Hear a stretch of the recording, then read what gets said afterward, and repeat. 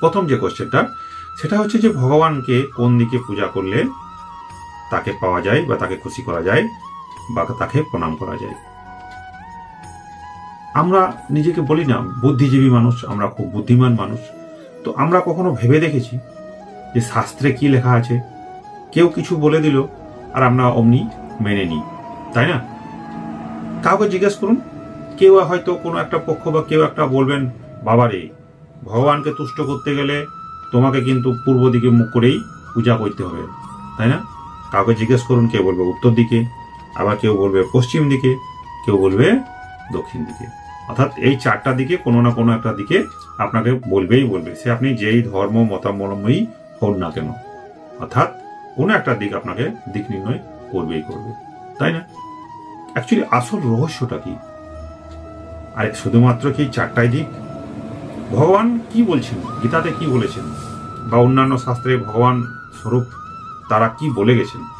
তিনি বলছেন, আমরাও নিজে সেটা জানি, অনেকেই বলেন, সত্য যারা বলেন তারা বলেন, বাকিগুলো তো আমাদেরকে ঘুরিয়ে পেঁচিয়ে গন্ডগোল করে দেন। ভগবান বলছেন, আমি সর্বত্র বিরাজমান, অর্থাৎ আমার থেকেই সমস্ত কিছুর সৃষ্টি, আবার আমাতেই লয় হবে।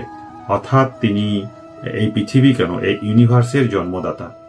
সে জড় বস্তুতে, উদ্ভিদ বস্তুতে, মানুষে, ছাগলে, গরুতে, পাহাড়ে, যে কোনো জায়গায়, অর্থাৎ শুধু চার দিক না, দিক তো আমাদের 10টা, শুধু 10 দিকে নয়, মন যত দূর আমাদের যায়, চোখ যত দূর আমাদের যায়, সেই সমস্ত দিকগুলো নিয়েও তারও ঊর্ধ্বে ভগবান সমস্ত কিছুতে রয়েছেন। তাহলে আপনি বুঝতে পারছেন আমি কথাগুলো কি বলছি? অর্থাৎ ভগবানকে কোনো একদিকে পূজা করলেই পাবেন এমন কোনো দিব্যবিদ্যা নেই। তিনি সর্বদিকে বিরাজমান, সব জিনিসে বিরাজমান।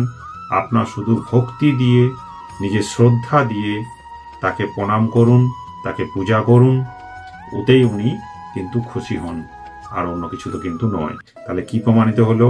আপনি যে কোনো দিকেই পূজা করুন, তাতে কোনো রকমের কোনো বাছবিচার নেই, শুধু শ্রদ্ধা ভক্তি আপনার মধ্যে অটুট থাকলেই হলো, তাই নয়? এবার তিনি কোন দিকে থাকেন বা বিরাজ করেন, তাহলে উত্তরটা কিন্তু আমার দেওয়া হয়ে গেল। অর্থাৎ তিনি সর্বদিকেই বিরাজমান। যত দিক আমরা নিজেরা মানুষরা আবিষ্কার করেছি, এই দিক ওই দিক, তারও ঊর্ধ্বে তিনি বিরাজমান।